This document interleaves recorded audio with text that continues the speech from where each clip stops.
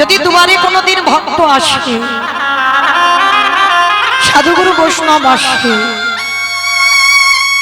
সবার আগে চেষ্টা করো বাবা নিজের হাতে তাদের দুটো চরণ যুগল ধৌত করতে। এটা মনুষ্য জীবনে প্রথম কর্ম। অনেক মায়েরা প্রশ্ন করবেন, মৌমিতা আমার গুরুদেব তো নেই, গুরুদেব দেহ রেখেছেন, তাহলে কি করব? সাধুগুরু বৈষ্ণব ঠিক ঠিক পাই না, কি করব? তাদের জন্য ব্যবস্থা করে রেখেছি। আমি করিনি মা, ভাগবত করেছে। ভগবান কৃষ্ণ সুদামাকে তো বলেছিল, সুদামা এই পৃথিবীতে সব থেকে বড় গুরু তো যে যার ঘরের বাবা মা। সব থেকে বড় গুরু যে যার ঘরের বাবা মা। তারপরে গুরু হলো শিক্ষা গুরু, দীক্ষা গুরু। তারপরে গুরু হলাম আমি ভগবান। কই আমার ভগবান তো সবার আগে কোনোদিন বলেনি সবার আগে আমি বড় গুরু। আগে বাবা মার জায়গাটা দিয়েছি। কেন জানো? ভগবান জগৎকে বোঝাতে চাইলো, যদি কেউ পিতামাতাকে সেবা করো, তাকে নবদ্বীপ, বৃন্দাবন, হরিদ্বার, দক্ষিণ ভারত, পশ্চিম ভারত, কুম্ভ মেলায় কোথাও যেতে হবে না। ভগবান বলছে আমি সারা জীবন সেই ভক্তের দুয়ারে আমি বন্দী হয়ে যাই। বুঝি ভাই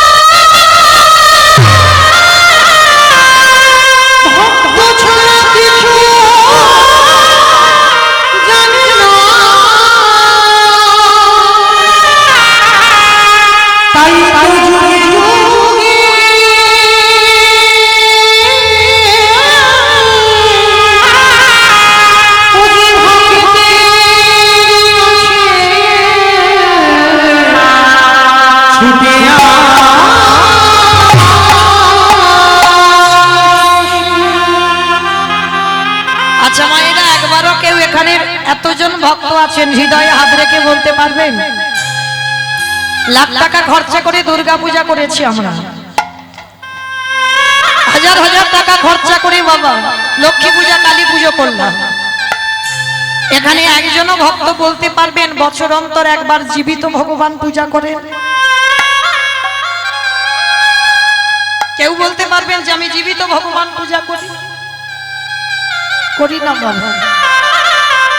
পাথরের মূর্তি সেবা করো, কাঠের মূর্তি সেবা করো, মাটির মূর্তি সেবা করো।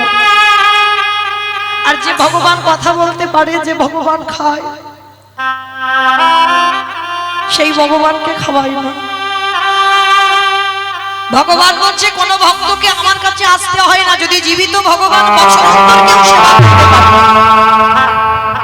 লাখ টাকা খরচা করে নয় বাবা, শুধু একটু বাবা মা বা শ্বশুর শাশুড়ি যাদের আছে, যারা হারিয়ে ফেলেছো তাদের কথা বাদ দাও, যাদের আছে তাদের চরণ ধরে আমার নিবেদন, একটু বাবা মাকে আসনে বসিয়ে নিজের হাতে চরণ যুগল ধৌত করে, একটু গলায় মালা দিয়ে, চরণে দুটো ফুল দিয়ে, বছর অন্তর একবার যত্ন করে একটু খাইয়ে দিই। ভগবান বলছে সে যদি সারা দিনে 24 ঘন্টায় আমায় না ডাকে, তথাপিও জীবিত ভগবান পূজা করেছে মানে আমি সারা জীবন সেই ভক্তের চরণের দাস হয়ে থাকতে বাধ্য।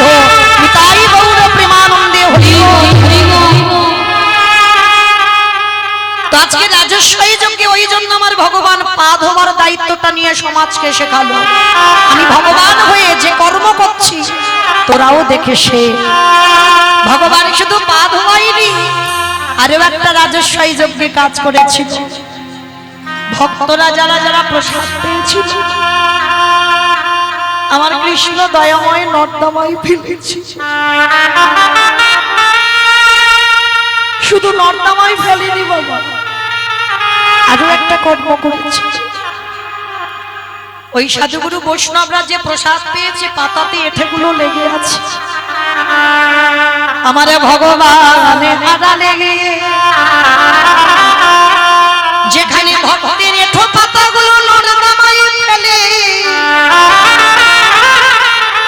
আমার কৃষ্ণ দয়াময়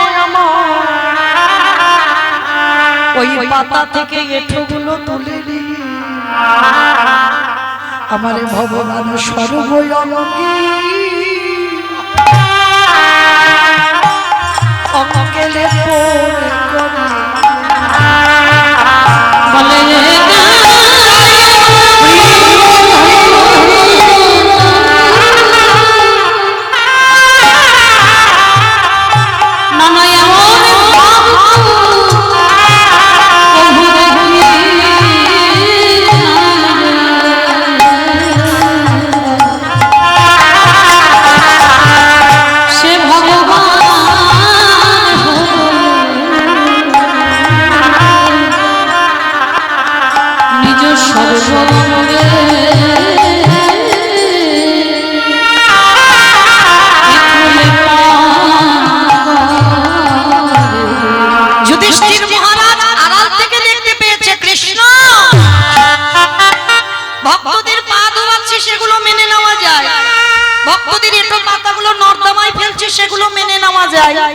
কিন্তু কৃষ্ণ ভক্তদের এঠোগুলো তুই সারা গায়ে মাখছিস কেন? তোর ঘৃণা হচ্ছে না? আমারে ভগবান হেসে বলল দাদা গো এ যে হলো আমার কর্মফল। সে কি কৃষ্ণ তুই আবার পাপ করিস? বলে করি না দাদা গো, এই জগৎ সংসারে সবাই তো পাপ করে। শোনো দাদা আমি বলে রাখি আমি ভগবান হয়ে শুধু পাপ করি না, আমি হলাম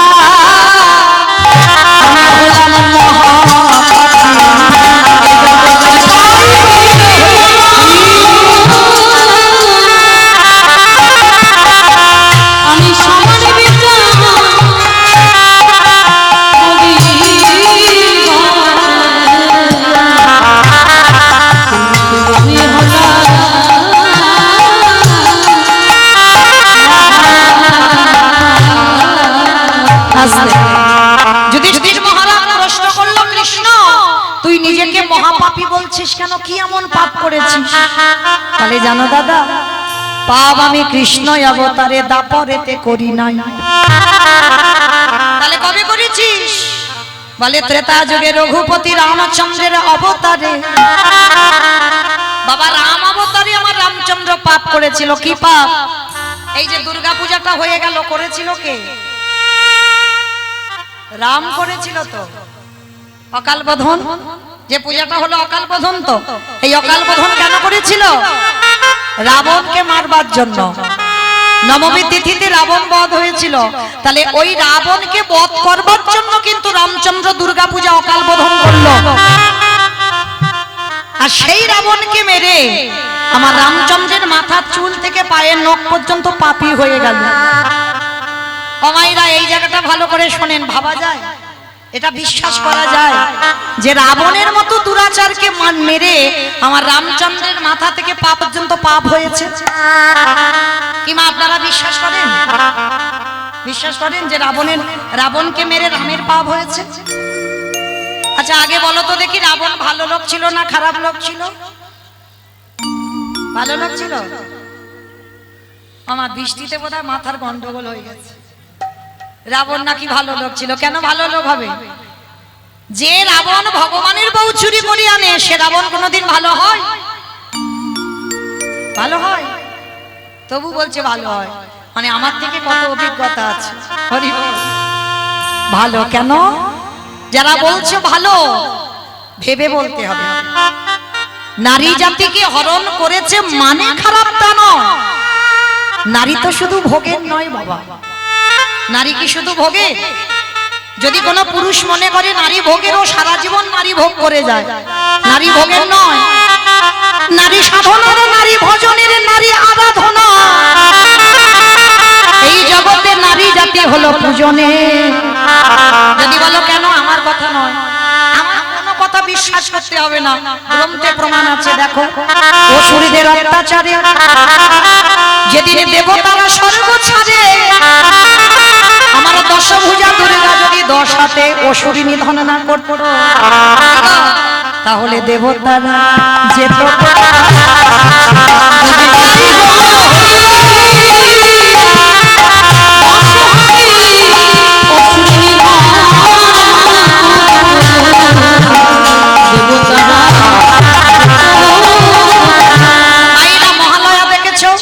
মহালয়ারা ওই যে যারা দেখেছি আমরা দেবতাদের তেজ দিয়ে নারী সৃষ্টি করলো, পুরুষ নয়। আর সেই নারী অসুর নিধন করে দেবতাদের দেবত্ব ফিরিয়ে দিল। তাহলে নারী পূজনীয় নয়? ভালো করে দেখেন, ওই চণ্ডী ঠাকুরের রামের চরণ ভজন করে পেয়ে গেল রাধা মাধবের কৃপা। বিল্লমঙ্গল একজন পতিতা নারী বারানিতা, সেই পতিতা নারীর চরণ সেবা করে আমার রাধা মাধবের কৃপা পেল। জয়দেব গোস্বামী মা পদ্মাবতীর চরণ সেবা করে কৃপা পেল। কি গো নারী ভোগে শ্রী শ্রী রামকৃষ্ণ পরমহংসদেব মা শারদার চরণ সেবা করলো, বিবেকানন্দ ভগ্নী নিবেদিতার চরণ সেবা করলো। তাহলে নারী ভোগের নয়। কেউ যদি মনে করে নারীকে ভোগ করব সারা জীবন ভোগ করে, নারীর চরণ যদি ঠিক ঠিক কেউ ভজন করতে পারে, গুরু চরণে বসে নারী সাধনা যদি কেউ করতে পারে, তারে অচিরে কৃষ্ণ প্রাপ্তি।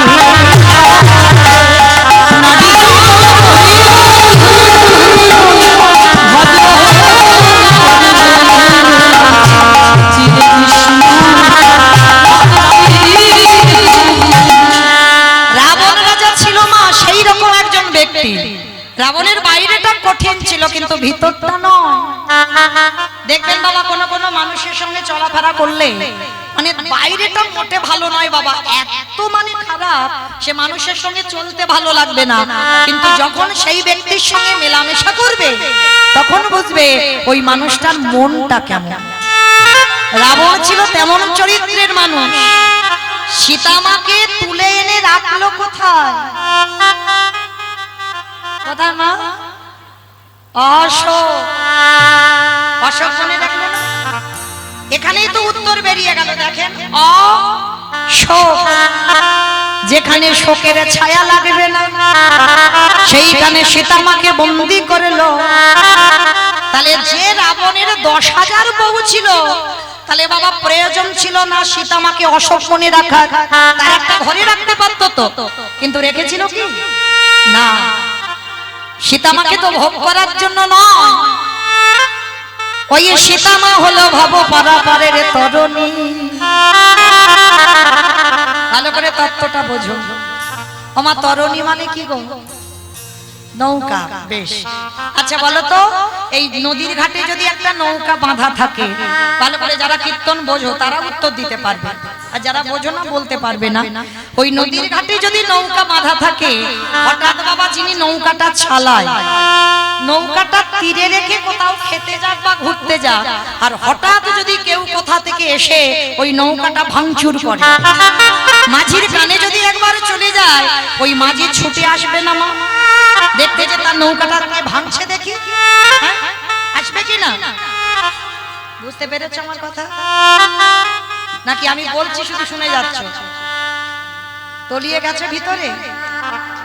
বেশ, সীতা যদি নৌকা হয়, আর এই নৌকাটা চালাই কে বলো?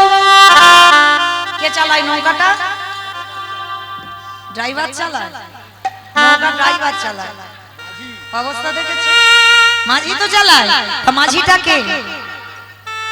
রামচন্দ্র। বেশ, এই ওই যে বললাম নারকেল, ভিতরে যাও।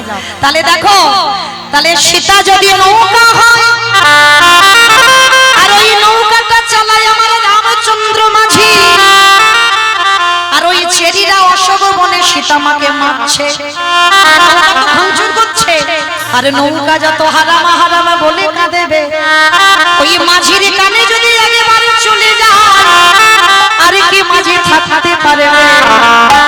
কি গো, থাকতে পারবে? আরো সোজা করে বলবো। আচ্ছা মা, সিনেমা টিনেমা দেখো? আচ্ছা সিনেমা বাদ দাও, সিরিয়াল দেখো তো? বেশ, দেখো, আমি বারণ করিনি, সব দরকার। আচ্ছা যারা যারা সিরিয়াল দেখো, আচ্ছা বলো তো, শুধু কি নায়ক নায়িকা থাকলে জমজমাট হবে? কি করতে হবে? একটা ভিলেন লাগবে। আর ভিলেন হলে কি হবে বাবা? মারামারি হবে, কাটাকাটি হবে, চুরি চারা হবে, তবে তো সিরিয়ালটা জমে উঠবে, তাই না? তবে দেখবে একটা টান টান উত্তেজনা থাকে। মানে আমি বাস্তবে কথা বলছি। তা এই যখন ভিলেন কিছুতে নায়ককে জব্দ করতে না পারে, মানে অনেক রকম করে চেষ্টা করছে, সেটা নায়ক মরে না, আমার শেষ পদ্ধতিটা কি নেয়? কি নাই গো? নায়িকাকে তুলে নিয়ে যায়। আর নায়িকাকে যদি একবার তুলে নিয়ে যায়, তাহলে কি বাবা আর নায়কের কাছে যেতে হবে? একেবারে 10 তলা বিল্ডিং থেকে নায়ক ঝাঁপিয়ে নায়িকার কাছে, বাস্তবে যেটা হচ্ছে। এবার সেটা তত্ত্বের ভিতরে আনেন, দেখেন আমার সীতা মা যদি নায়িকা হয়, আমার রামে যদি নায়ক হয়, রাবণে যদি জগতে ভিলেন হয়, নায়িকাকে তুলে আনলো, শুধু তুললো না, জ্বালালো, যন্ত্রণা দিল, কষ্ট দিল, ব্যথা দিল, বেদনা দিল। এইবার ওই নায়িকা যত হারাম হারাম বলে কাঁদে, আর কি আমার রামচন্দ্র থাকতে পারে সাত সমুদ্র 13 নদী পার করে এই সোনার লঙ্কায় চরণে দেবে। রাবণের প্রথম স্ত্রী মন্দোদরী, মন্দোদরী আমি কাঁদি না, কেন জানো? যেদিনে আমার রামে আসবে, সেদিনে যদি আমার রাজ্যে খরা দেখা দেয়। আমার খরা মানে কি গো? খরা মানে বৃষ্টি। খরা মানে অনেক বছর বৃষ্টি হয় না, তাকে খরা বলে। রাবণ বলছে যদি আমার রাজ্যে খরা দেখা দেয়, সেই দিন যদি রাম আসে, তাহলে তার চরণটা তুমি কি জল, তুমি তো চোখের জল অপচয় করে দিচ্ছ। কিন্তু আমি কাঁদি না, কেন জানো? যেদিন আমার রামে আসবে, ওই রামের চরণ দুখানা হৃদয়ে ধরে খালি বিলি নদী নালার জল, সেদিন আমি কি করব জানো মন্দোদরী? ওই রামের দুখানা চরণ ধরে আমার চোখের জলে চরণ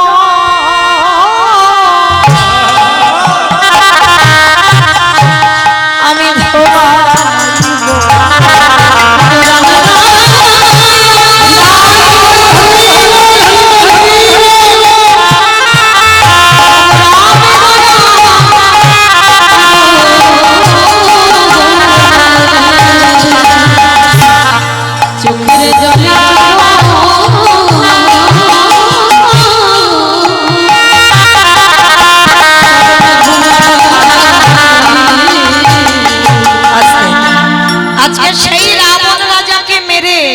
আমার রামচন্দ্রের সর্বাঙ্গটা পাপী হলো, মাথা থেকে পা পর্যন্ত পাপ হলো। সেই পাপ ধুচ্ছে কবে? কৃষ্ণাবতারে যুধিষ্ঠির রাজস্বই যজ্ঞে। আমাইরা যেখানে থেকে গিয়েছিলাম, আবার ঘুরে ফিরে সেখানে চলে এলাম, মনে পড়ছে তো? রাজস্বই যজ্ঞে ভগবান পা ধোয়ার দায়িত্বটা নিয়েছে। কেন? রাবণকে মেরে যে পাপটা করেছিল, ওই পাপটা ধুতে হবে। এইবার মায়েরা লক্ষ্য করুন কেমন বিষয়টা ঘটছে। ভগবান যজ্ঞের দরজায় দাঁড়িয়েছে, অগ্নিদেব, পবনদেব, বরুণদেব, ইন্দ্র, ইন্দ্রাণী, ব্রহ্মা, সাবিত্রী, শিব, দুর্গা সব পরপর লাইন দিয়ে আছে। আর কৃষ্ণ একে একে পা ধোয়ায় আর যজ্ঞের ভিতরে প্রবেশ করে। এমন সময় জগৎ জননী মা ডাকছে, প্রাণনাথ, প্রাণনাথ, এদিকে এসো। আমার কৃষ্ণ পা ধোয়াবে, চলো এবার পা দুটো ধুইয়ে নি। বাবা হেসে বলছে, পার্বতী তোমার মাথা ঠিক আছে তো? কৃষ্ণ পা ধোয়াবে আর আমার পা দুটো বাড়িয়ে দেব? শোনো, তোমার যদি ধোয়াবার ইচ্ছা হয় তো তুমি লাইনে দাঁড়াও, আমার পা তো আমার কৃষ্ণ ধোয়াতে পারবে না। এই কথা বলে বাবা ভোলানাথ প্যান্ডেলের বাইরে চলে গেছে। মানে রাজস্বই যজ্ঞে যে প্যান্ডেল ছিল, প্যান্ডেলের বাইরে চলে গেছে, আর কৃষ্ণ পা ধোয়াচ্ছে, কিন্তু কৃষ্ণের চোখ তো ঘুরে ঘুরে বেড়াচ্ছে। কে কি করে দেখি। এগো মায়েরা, আমি উঁচু জায়গায় দাঁড়িয়েছি, মনে করছেন আপনারা আমি সব দেখতে পাচ্ছি? আমার চোখে ধুলো দেওয়া যায়, কে কীর্তন শুনছে, কে শুনছে না, কে গল্প করে যাচ্ছে, কে পাখার বাতাস খেয়ে যাচ্ছে, আবার কে সন্ধ্যে থেকে এসে দেখছি নিজে চোখে দেখছি, কিন্তু বলবো না কোন দিকে আছে। তাহলে মায়েরা আপনারাই বলেন, আমার চোখে ধুলো দেওয়া যায়, কিন্তু যে বেটা বাঁশিটা বাজাচ্ছে পারবে? খাতা কলমে হিসেব হয়ে যাবে, কে কীর্তন শুনেছে, কে কেঁদেছে, কে হেসেছে, আর কে শুধু বসে ঘুমিয়ে বাড়িয়ে গেছে। আমার কিছু বলতে হবে না। এইবার ভগবান কি করেছে দেখো, হেঁট হয়ে তো পা ধোয়াচ্ছে, আর বাবা ভোলানাথ আড়ালে গিয়ে মনে মনে ভাবছে কৃষ্ণের চোখে ধুলো দিয়ে যজ্ঞ। ও বেটা জানে না যে কৃষ্ণের চোখ ঘুরে ঘুরে বেড়াচ্ছে। দেবরাজ ইন্দ্রের থেকে বেশি চোখ। দেবরাজ ইন্দ্রের তো সহস্র লোচন, মানে হাজার চোখ। সেই যে গৌতম মুনির অভিশাপে বাবা অহল্যা সতীত্ব নাশ করেছিল বলে অভিশাপ দিয়েছিল, তোর সর্বাঙ্গে হবে ভোগ চিহ্ন। সেইটা কান্নাকাটি করার পর আশীর্বাদে হলো হাজার চোখ। ইন্দ্রের সারা শরীরে শুধু চোখ ঘুরে ঘুরে বেড়ায়, কিন্তু তার থেকে আমার ভগবানের চোখ বেশি। তা বাবা মনে মনে ভাবছে কি করে ধুলো দেব। বলে দাঁড়াও একটা কায়দা করি। বলে কি কায়দা? আড়ালে গিয়ে দুম করে বাবা কি করেছে জানো? দুম করে একটা কুকুর হয়ে, কারণ জগতে সব থেকে প্রভু ভক্ত কুকুর। এইবার কুকুর রূপটা ধরে মনে মনে ভাবছে কৃষ্ণের পায়ের তলা থেকে গলে ভিতরে চলে যাবে। আর ভগবান পা ধোয়াতে ধোয়াতে হেসেই যাচ্ছে। বলে বেটা দেখেছো, আমার চোখে ধুলো দেবে, এত বড় সাহস? আমি রাবণকে মেরে যে পাপ করেছি, ওই বেটার পা ধোয়াবো বলে আজকের এই দায়িত্বটা নেব। আর ওই বেটাই আমার চোখে ধুলো দিচ্ছে। বলে এসো, তোমার ব্যবস্থা আমি করছি। ভগবান তার মতো কায়দা কেউ জানে? এইবার ভগবান পা দুটোকে ফাঁকা করে রেখেছে। বলে এসো, এখান থেকে তো তুমি যাবে। আমি জানি, কারণ তিনি অন্তর্যামী। অনেক ভক্তরা আছি না বাবা, আমরা ভগবানের কাছে ঝোড়া ঝোড়া মানত করি। যারা জ্ঞানী ভক্ত তারা জীবনে মানত করে না। কেন জানো? তারা জানে তিনি ভক্তাধীন, ভক্তের অধীন। তিনি ভক্ত বাৎসল্য ভগবান, তিনি ভক্তের অন্তরে বিরাজমান, তিনি সব জেনে বসে আছেন।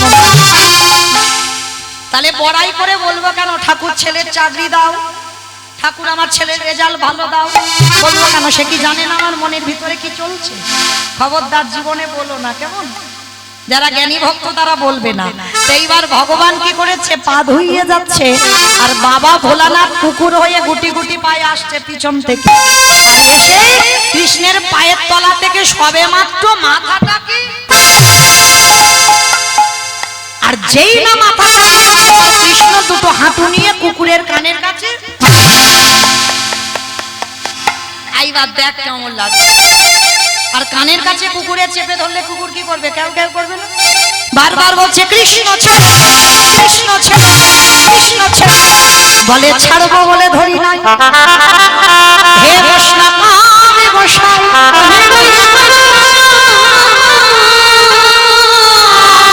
তোমার মতো বৈষ্ণবীর দুটো চরণ ধরলে বোধহয় কম হতো।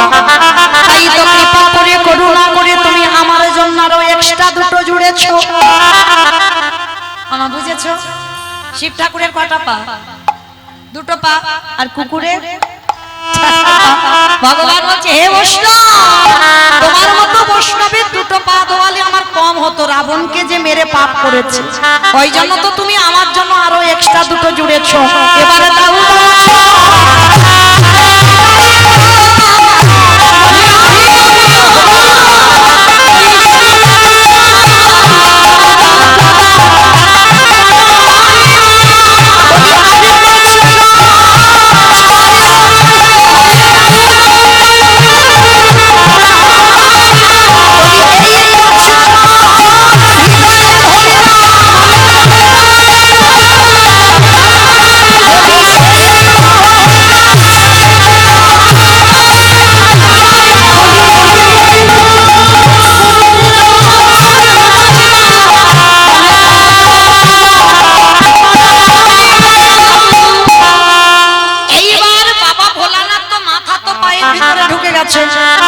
আর ভগবান যত চাপ দিচ্ছে কুকুর তত ছটফট করছে, বেরোতে পারছে না।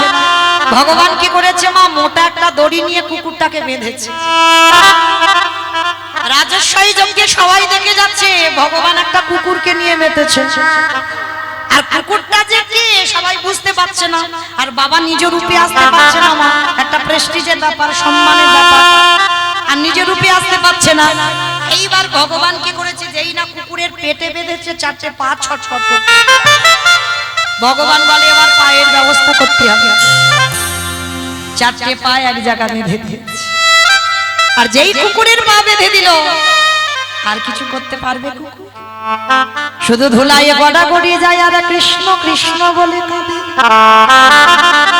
কৃষ্ণ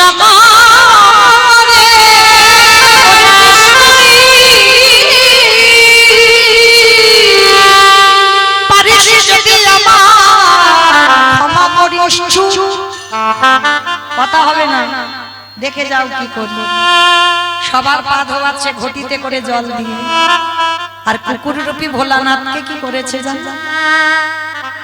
খালি বিলি নদী নালারে জল। বাবা ভগবান পর্যন্ত বৈষ্ণবকে কোন জায়গায় রেখেছে দেখেন।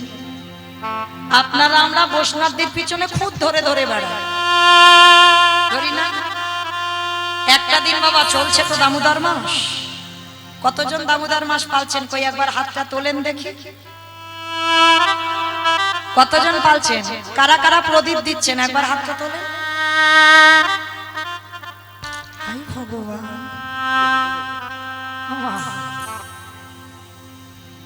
এই এতজন ভক্তের মধ্যে ওই একটা দুটো তিনটা হাত অসহ্য।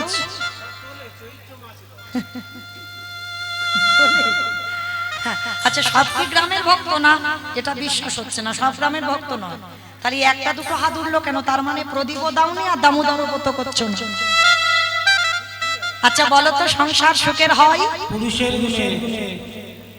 ঠিক বলেছ, সংসার সুখের হয় পুরুষের গুণে, তাই তো? ভুল বললো? তাহলে কি হবে? এটা আমার কথা নয় তো, খনার বচন। সংসার সুখের হয় রমণীর গুণে। বাহ কি সুন্দর বলছে দেখো, রমণীর গুণে। কিন্তু রমণীর গুণগুলো কই গো? কি গো? মনে রেখো, এই যে বছরের 12টা মাস, হিসাব কিন্তু এই মাসেই হয়। ভগবান বলছে তোরা 11 মাস কি করলি আমি দেখতে যাব না, কিন্তু ভগবানের খুব প্রিয় মাস 3টে মাস, কার্তিক মাস, বৈশাখ মাস, মাঘ মাস। তো দুটোর কথা বাদ দিলাম, বৈশাখ আর মাঘের কথা বাদ দিলাম, কিন্তু কার্তিক মাসটা ভগবানের খুব প্রিয় মাস, হ্যাঁ, দামোদর ব্রতের মাস। এই মাসটা যারা আমিষ আহার করেন, অনেক ভক্তরা আছে এই মাসটা একটা মাস নিরামিষ আহার করেন। যেমন আমাদের ব্রত চলছে বাবা সেই লক্ষ্মী পূর্ণিমা থেকে, মানে হব হব ভাব, আর একটা সপ্তাহ আছে। তাহলে মনে রাখতে হবে মা, এই দামোদর ব্রতের মাসে গ্রামাঞ্চলের মানুষ তো কাদামাটির অভাব নাই, একটা করে পারেন না প্রদীপ দিতে মাটি। পিতলের প্রদীপ তো রোজ সন্ধ্যা আমরা দিই, কিন্তু এই মাসটা 30টা দিনে 30টা প্রদীপ দিতে হয়, মাটির প্রদীপ। হ্যাঁ মনে রাখো মা, একটা কথা বলে যায়, একটা নারী পারে তার সংসারটা ঠিক রাখতে, আর নারী যদি দুর্বল হয়ে যায়, গন্ডগোল হয়, সে সংসার জীবনে ভালো হবে না। কারণ আমি একটা নারী হয়ে বলে যাচ্ছি। তো সবে তো 10টা দিন হলো, আজকে 9 তারিখ, এখনো বাকি আছে 20টা দিন। যদি কেউ আমার ভগবানকে ভালোবাসেন আর আমার কথা বিশ্বাস করেন, এই দামোদর ব্রতের মাসে যদি কেউ প্রদীপ দেয়, আস্তে আস্তে আস্তে, 7 পুরুষ যদি বাবা তোমার নরকে থাকে কেউ, কারণ কে কোন পুরুষে বাবা কে কিভাবে মরেছে আমরা তো জানি না। কেউ বিষ খেয়েছে, কেউ গলায় দড়ি দিয়েছে, কেউ স্ট্রোক হয়েছে, কে কিভাবে মরেছে জানি না।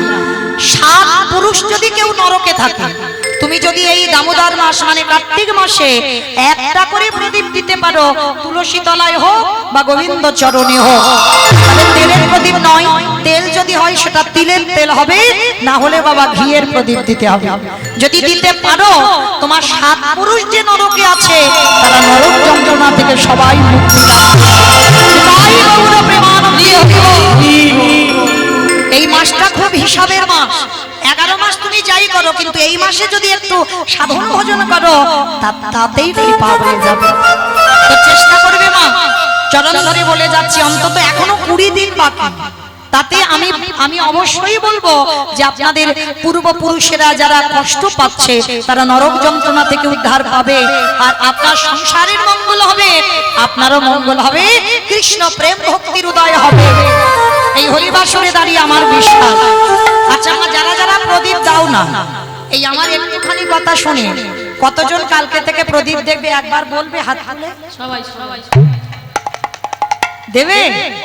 বাহ, আজ আমার কীর্তন করা, আজ কীর্তন গাওয়াটা সার্থকতা হয়ে গেল। যদি সত্যি সত্যি আপনারা দেন তাহলে আমার এই নর জনম, এই কীর্তনিয়া জনম আমার ধন্য। আমি এই যে ব্রত পালন করি, আমার মধ্যে যত পূর্ণ সঞ্চয় যদি একটুও করি, আমি সব কিছু যারা কালকে থেকে দীপদান করবে, আমি আমার রাধারানীর কাছে বলে গেলাম সবটাই আপনাদের জন্য দান করে দিলাম। তো মায়েরা, আচ্ছা বলো তো কোথায় ছিলাম? সে গন্ডগোল হয়ে গেছে। তাহলে মায়েরা মনে রাখতে হবে ভগবান পর্যন্ত বৈষ্ণবকে কোন জায়গা রেখেছে, আর আপনারা আমরা বৈষ্ণবদের পিছনে খুব ধরে ধরে বাড়াই। খবরদার, সব জায়গায় অপরাধ করো, এক জায়গায় যেন অপরাধ না হয়। কোন জায়গায়? বৈষ্ণবের বাড়িতে যদি হয় কখনোই অপরাধ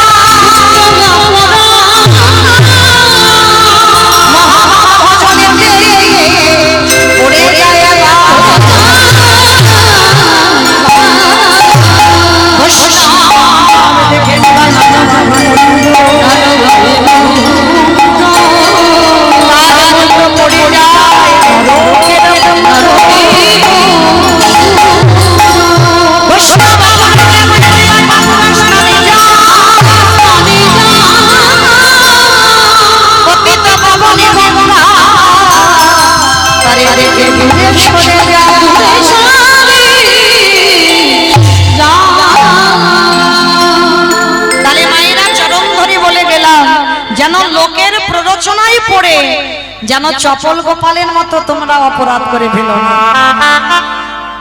যেমন গোপাল কি করেছিল বাবা, নিজের ইচ্ছাতে করেছিল। ওই তর্কলঙ্কা বাচস্পতি এসে কানে লাগালো যে নিমাই হরিনাম করবে, করুক। শ্রীবাসের ঘরে দরজা বন্ধ করলো কেন?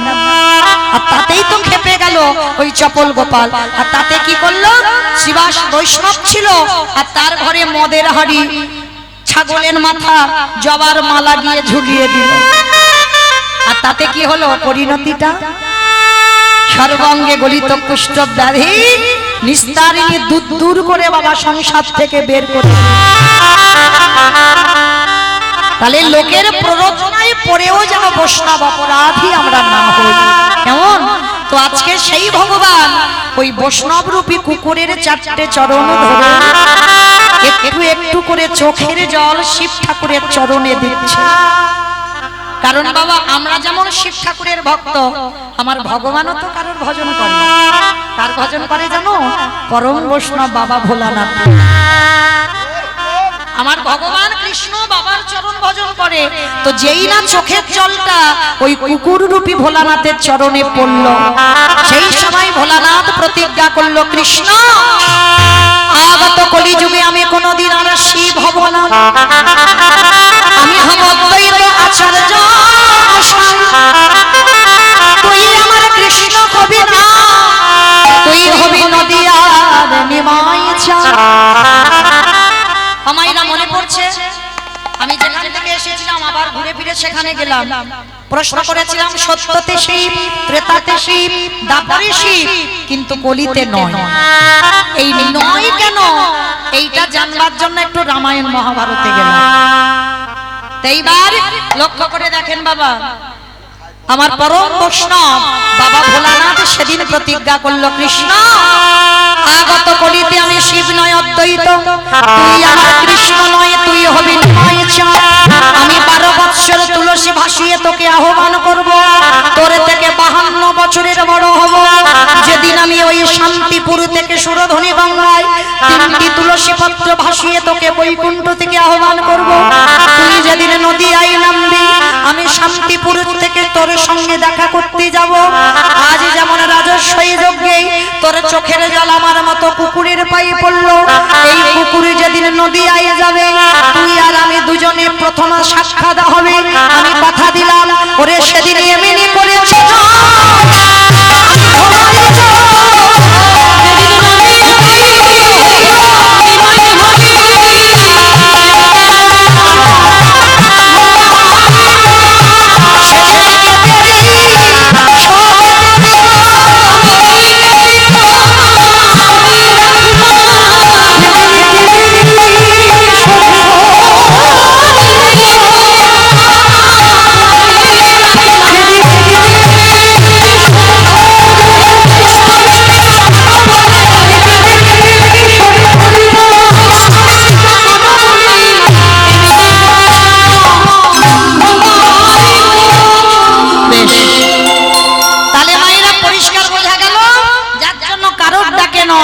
অদ্বৈত আচার্যের ডাকে এলো। আর এসে কি করছে?